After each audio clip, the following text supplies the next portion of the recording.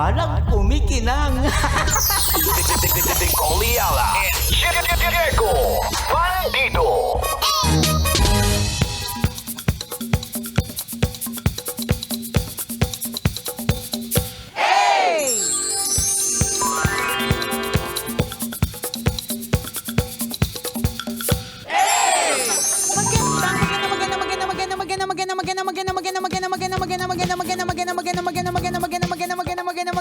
Magandang tanghali. Kumikinang na ulo, Diego Bandido.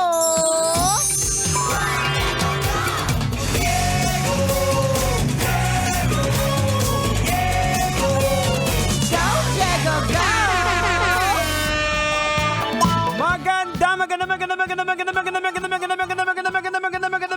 Magandang tanghali. Kumikinang ina.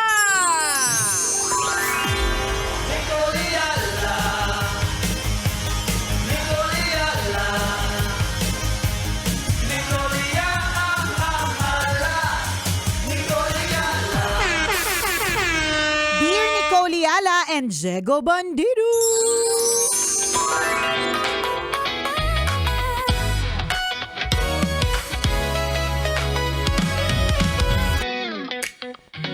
Kapag ba wala ng pera, katapusan na ng lahat.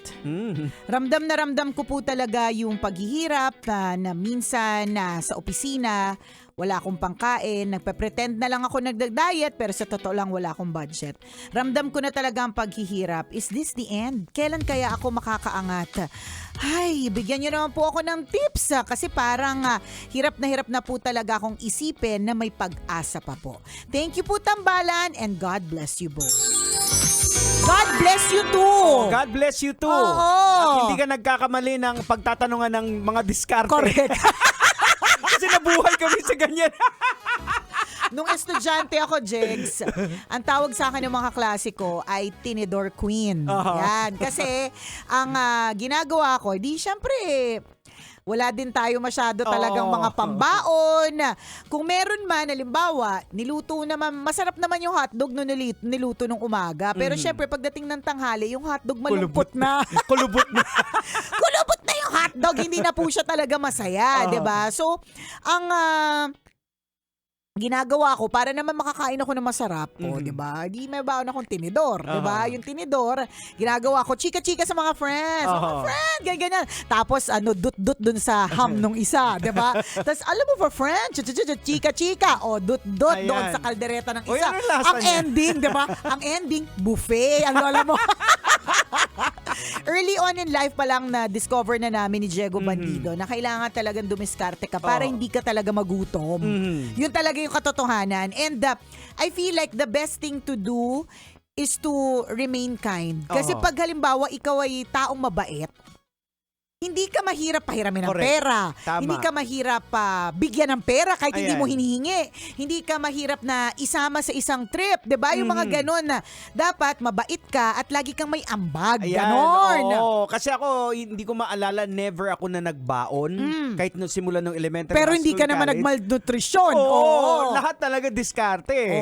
Tama. Nakapag-aral ako ng tawag dito ng high school ng private na wala akong baon.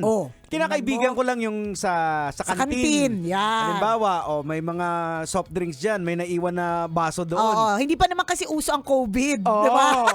Hindi pa maselan. Siyempre, pipiliin ko yung maganda, yung mga... Yung mukhang makinis. Oo, sabi parang nakakiss na ako sa kanya. May libre pa akong soft drinks. Sabi, pili ako to. Doy, pinging soft drinks. Ayan. No, dispenser lang. Tingnan mo. Para-paraan eh. So, tapos, dumidikit ka dun sa alam mo namang meron talaga. Ganyan. So, ikaw yung runner, ako yung runner. Tapos, babanga ka ng kwento. Si Nicole, ganun din. Ganun din ako, no?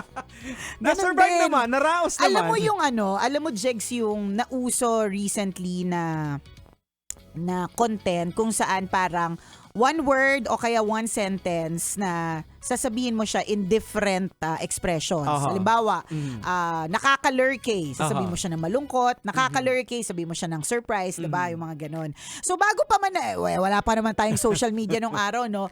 So, bago pa man nauso yung video content na yan, Ginagawa ko na yan nung high school. Di ba sabi nga ni Jegs, yan, si Nicole Leala, meron yan diskarte. Ginagawa ko yan pang aliw ng mga klase. Kapag gusto kong aliwin yung mga klase ko, with may mga intention pwedeng gusto ko lang mang-aliw as a bida-bida or gusto ko mang-aliw kasi gusto ko makatikim ng cake nila, 'di ba? Mga ganon. Ginagawa ko na 'yon. Ang title nung actingan ko is May Piso Ako. So pupunta ako sa harap ng classroom, pag halimbawa break ganyan, tapos sabihin ko may piso ako. Tapos iba't ibang emosyon na kunyari, may piso ako action star. Tapos ganoon ako action star. May piso ako na nalulungkot, may piso akong takot sa teacher, ganyan. Palakpakan yung mga klase ko. Kaya tuloy, pag field trip, kahit wala akong pang field trip, hindi sila papayag na hindi ako kasama. Tama, totoo 'Di ba? yan. Ang anong puhunan ko? Piso! Ako din kung may mga lakad ng mga tropa, sabi ko, wala akong hindi, baka kami na bahala sa'yo. Diba? Tama ka. And feeling ko, Jex, until now, Oo. ganun tayo Halimbawa, Nadadala natin. until now na parang alam natin kung ano yung pwede nating maiambag. Hindi man tayo laging nakakaambag ng monetary. Di syempre, ngayon kahit papaano working na ganyan, makakaambag naman na din tayo ng monetary. Pero more so ang ambag talaga natin, taba ng utak, kakulitan, saltek, di ba? Tsaka yung diskarte na hindi pa na uso yung may soundtrack na na Sharon. Ayan. Ginagawa na ba? Correct. At hanggang ngayon. bago pa nauso yung tuwing nag-Sharon ka or hindi pa nga nauso yung word na nag-Sharon. Matagal na po kaming may baong plastic pag merong Tama. celebration. So, ganon. kumbaga kung yun ang ginagawa namin ng mga kabataan namin, hanggang ngayon nadadala pa rin namin yung diskarte. Yes. So, babalik tayo dun sa tanong mo. Is it the end? Of course not! Of course not! Magtanong ka kung sino dyan sa opisina mo ang nagpe-pretend na nagda-diet pero sa totoo lang, kulang talaga din talaga sa budget. Hindi lang ikaw yan, madami yan. Marami akong kakilala bilang nag-work ako sa corporate setting for almost 2 years na posturang-postura, 'di ba? Posturang-postura, ang ayos-ayos ng itsura, pero sa totoo lang, nganga. Ayan. Ang haba ng listahan kay Aling Carmen sa kantin. Correct. Ganon. So, ang sa akin, it's really diskarte. At ang diskarte yan, kung halimbawa mahihain ka or something, yung kabaitan ba? Minsan may mga taong pag ang bait, isama ko na lang to. O kaya, sama natin siyang bait niya. Ganon. Iba talaga kapag ka mabait. Medyo tsaka gumagaan ang loob ng mga tao sa'yo. Hindi mo kailangan mag-pretend. Sabihin mo talaga na hikahos ka, wala ka. Ano ba, true. niyayaya ka na, kain tayo wala akong pera ngayon. Oo. Kasi yung mga kaibigan mo, pag nakita nila, mahahabag yan. Ay sige, kami na bahala sa'yo. Yan, diba? Hindi Yung mo mga sabihin, ay ganon. diet ako. Wag ka na Kaya mag-pretend. napapahirapan ka doon, nagsiself-pity ka pa Ayan, ganyan So in diskarte, magpakatotoo ka. Oo. Kasi hanggang kailan mo paninindigay yung pagdadayet tapos hindi ka nang pumapayat. Itigil mo na yan. And speaking of diskarte, ako para sa akin, ang isang diskarte, kumpara noon sa mga diskarte natin, mas makakadiskarte kayo ngayon. Yes, Kasi meron ng tinatawag na online. Dati, kailangan mo meron kang physical store. Tama. Kailangan meron kang pwesto. Kailangan meron kang inventory, meron kang aktual na ibebenta. Hawak mo, Saka di ba? Yung kapital mismo. Kapital Oo. mismo. Dapat meron kang kapital. Halimbawa, gusto mo magnegosyo ng mga damit. Dapat may kapital ka, pambili ng mga damit. Tama. Ngayon, dati, para mabenta mo yung mga damit, it's either magbabahay-bahay ka, kasi wala pa namang online, o di naman kaya magkakapwesto ka. Tama. Ngayon, tinanggal na yan ng online. Tama. Hindi mo kailangan ng pwesto. Correct. Hindi mo kailangan ng kapital. Oo. Okay lang ko yan mas lalong nalaman. I-congratulate muna natin, Ay, Diego syempre. Bandido.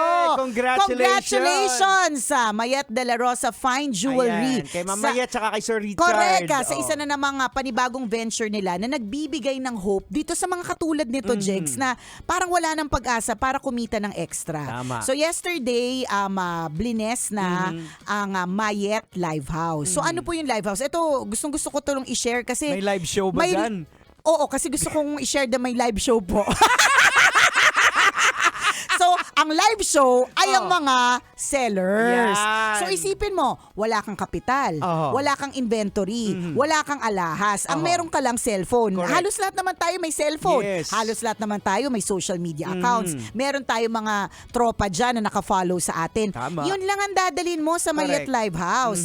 So, dun nga sa closing remarks ni Madam Mayet De La Rosa, sinabi niya doon na it's time to pay back. It's time to give back to Para dun sa the mga people. ano. Yes, Yan. And naniniwala ko na ang tao ay tunay na successful na kung ang vision niya ay tumulong na sa Ayan, iba. yung sharing the blessing Correct, na. Hindi na diba? yung papakabig eh. Hindi na. Oo. Ano na to, palabas, pa-share Yan. na eh. Oo. Yun. So, I'm also sharing the good news na kung gusto mong kumita ng extra, hindi mo kailangan na may actual na hawak na inventory ng alahas. Pupunta kayang sa Mayet Live House. You can visit their website, their social media page para mag-inquire. Although sa August, meron ng system in place na pwede kang mag-book. So, mag-ano ka lang, schedule ka. Kunyari, 10 to 11 a.m. Pupunta ako doon, magla-live ako. Yan. May alahas ba ako? Wala akong Oo. dalang alahas, ibibigay sa'yo. Oo. At yun yung mga ibebenta mo. Kung trip mo naman 10 to 11 p.m. O pwede. Ikaw bahala, wala namang makakapigil sa'yo. Kung adik na adik ka sa online selling, why not? I suggest si Let, ang asawa mo, gawin niya talaga ito. Actually, Go. nanood nga siya kahapon yung Ng test. aking live. ng live. Oo, test At live ang dami niya selling. nang naisip na pwedeng gawin. Tingnan Mamaya mo. kwento ko sa'yo kung True. ano. Sige, go. Tapos samahan ko kayo dyan sa Mayet Live House. Yan. Located yan sa Alabang, Yan. Parkway Corporate Center. Congratulations and thank Congrats. you for sharing this information, this good news para sa mga iba na, ay pwede pa pala akong kumita Tama. ng extra. Correct. Ako ang dalawa lang. Diskarte lang Correct. talaga eh. Dalawa lang talagang kailangan mo dyan. Cellphone at kapal ng mukha. Ayan.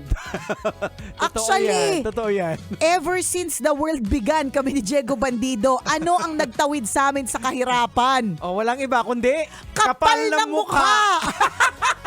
Lakas ng loob, tibay ng dibdib at kapal ng mukha! Yan! Oo. So again, dun sa nag-PM sa atin, relax ka lang. Kalmahan mo It's lang. not the end. Ako lagi ko example yung nanay ko eh. Yung nanay ko talaga walang katulong sa expenses.